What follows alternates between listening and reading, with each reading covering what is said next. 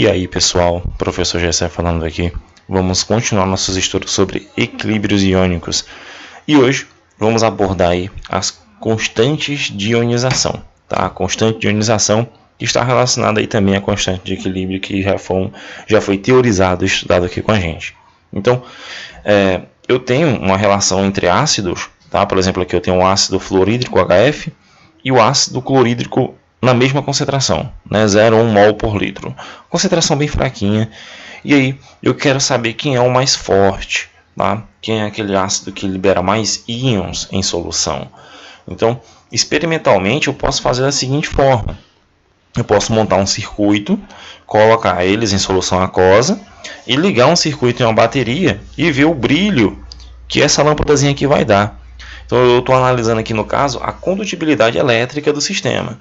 Quanto mais íons eu tiver em solução, mais forte vai ficar a lâmpada. Então com o ácido clorídrico eu vejo que a lâmpada ficou com um brilho bem fraquinho, experimentalmente. Nas mesmas condições de concentração, tá? Eu vejo que o brilho da lâmpada na presença de ácido clorídrico ficou mais forte, tá bom? Então essa é uma maneira de eu analisar quem é o mais forte entre os dois. Outra forma seria analisar o grau de ionização, que no caso é esse alfazinho aqui. Quem tem o maior grau de ionização é mais forte, né? Ele vai ser dado em porcentagem, e eu tenho essa relação, né? O número de moléculas ionizadas ou dissociadas pelo número de moléculas dissolvidas do eletrólito. Logo, eu vou ter aí essa relação, tá? E vou apresentar. Se o ácido tiver mais de 50% desse grau de ionização aqui, se der mais de 50%, ele é forte. Se ficar entre 5% e 50%, ele é moderado, e abaixo de 5% é fraco. Já trago no final do vídeo uma tabelinha para vocês com esse resumo. Mas existe outra forma de eu calcular isso, tá? Analisando a minha constante de ionização, que vai nascer da constante de equilíbrio Kc. Então, eu pego o meu primeiro ácido, que é o HF, o ácido fluorídrico, e reajo com água formando H3O+, e F-, né? Que é o flúor menos. Então, eu vou ter esse equilíbrio iônico aí, e a partir desse equilíbrio iônico, né, que a gente estudou já, essa reação completa, a gente tem a dedução do Kc, né, que é produtos dividido por reagente, a concentração dos meus produtos no equilíbrio dividido pelos reagentes no equilíbrio. E aí o que eu vejo? Né? H3O+, a concentração de flúor menos, a concentração do ácido aqui embaixo e a da água também. Por que eu destaquei isso daqui? Porque a concentração de água nesses sistemas ela é praticamente constante, ela não muda.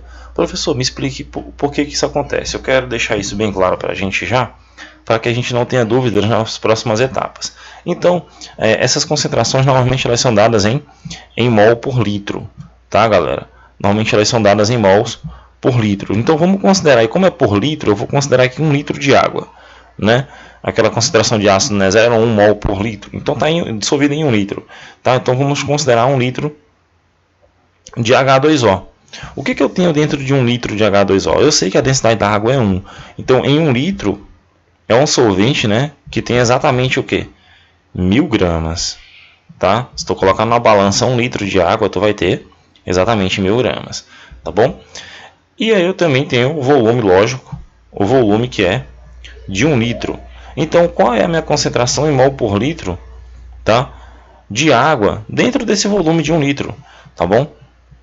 Então eu precisaria do número de mols e do volume, tá bom? Eu sei também que a massa molecular da água é bem conhecida, né, gente? Ela é 18 gramas por mol. Eu vou só arrumar aqui rapidinho pra gente, porque o número ficou um pouco esquisito. Então, galera, organizei aqui pra gente, né? Eu tenho a massa molecular da água, que é 18 gramas por mol. Você pode confirmar isso na tabela periódica. O hidrogênio, ele tem 16 de massa, né? E 2 hidrogênios que tem cada um tem 1, dá 18 gramas por mol. Com isso eu posso fazer a concentração de água, tá, em mols por litro. Então eu tenho o número de mols dividido pelo volume, tá bom? Isso aí vai dar minha concentração em mol por litro, lógico. Só que eu sei que o número de mols é a massa dividido pela massa molecular, sempre. Dividido pelo volume, eu vou ter a minha concentração. Então, quem é a minha massa de água nesse volume? Eu já sei que é 1000 gramas, tá? Então vai ser 1000 gramas, tá bom? Dividido pela massa molecular, que é 18 gramas por mol, que é esse Mzão. E aí eu divido tudo isso por 1 litro. E aí eu vou ter a minha concentração. De forma aproximada, tá? De forma aproximada, esse valor aqui vai dar, né, 55,6 o quê? Mols por litro, tá bom? Olha só a concentração de água em 1 litro. Sempre eu vou ter 1 litro, normalmente as expressões são em mols por litro. Em 1 litro de água eu tenho uma concentração muito grande, né? 55,6. A adição, por exemplo, de menos de 1 mol de ácido seria incapaz de alterar significativamente essa concentração de água, que portanto permanece sempre a mesma, ela sempre permanece constante, tá? Dá um print aí dessa dedução e lembre-se que essa concentração de água nesses sistemas em equilíbrio é muito forte, ela é muito alta. Então, num sistema como esse, eu tenho aqui 1 mol de ácido para 1 mol de água, né? Vamos supor que seja 1 litro. Então, essa concentração de água ela sempre permanece constante. É o que eu fiz? Eu passei ela multiplicando aqui para cima e ficou Kc vezes a água. O que isso quer dizer? Uma constante multiplicado por uma outra constante vai dar uma nova constante, que eu chamo de constante de ionização do ácido. E aí eu tenho a minha constante de ionização. Essa constante de ionização do ácido, esse nomezão bem grande, eu chamo simplificadamente de Ka, tá bom? Constante ácida, tá? Ou constante de ionização do ácido, que vai ser o H3O+, os meus produtos, dividido pela concentração do ácido, desprezando aqui a concentração de água, que é sempre constante. Para o outro ácido eu também faço a mesma coisa, né? A concentração de água permanece constante, passo multiplicando, tem um novo Ka para esse outro ácido. Então, fazendo os devidos cálculos, né, de forma experimental, eu percebo que a concentração de HF é 3,5 vezes 10 a menos 4. Olha só como é bem baixinha. E o Ka do HCl é aproximadamente 10 a 7, é muito, muito alto. Por isso que, de forma teórica, eu posso saber quem é o mais forte e quem é o mais fraco.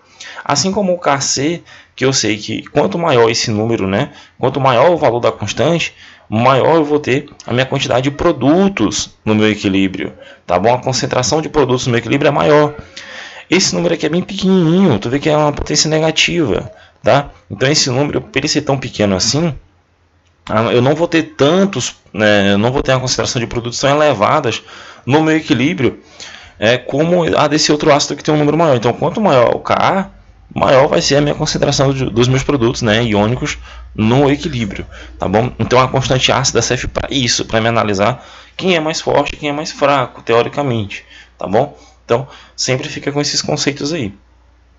Eu trouxe aqui uma tabela, né, do valor de Ka, né, um ácido forte, um ácido semiforte, um ácido fraco. Se tu tiver aquele valorzinho do grau de ionização, né, acima de 50% ele é forte, entre 5% e 50% é semiforte, e um ácido fraco é abaixo de 5%, tá bom? Então, eu tenho aí normalmente uma baixa tendência de formar hidrogênios, né, quando essa concentração é alta, né, esse valor dessa constante é alto, tá? O HI, por exemplo, é bastante alto, o HBr ele tem uma constante de equilíbrio bastante alta, a 25 graus Celsius. Então eu tenho esses outros ácidos, né, relacionados aqui nessa tabelinha. Os ácidos fracos, que apresentam os valores de Ka iguais ou menores que a ordem de 10 a menos 5, são normalmente considerados ácidos fracos. Tá bom, gente? A gente fica por aqui, tá, com essa dedução maravilhosa, tá, essa dedução muito boa sobre a constante A, né, o Ka, que é a constante de ionização do ácido. E a gente fica por aqui e até a próxima aula.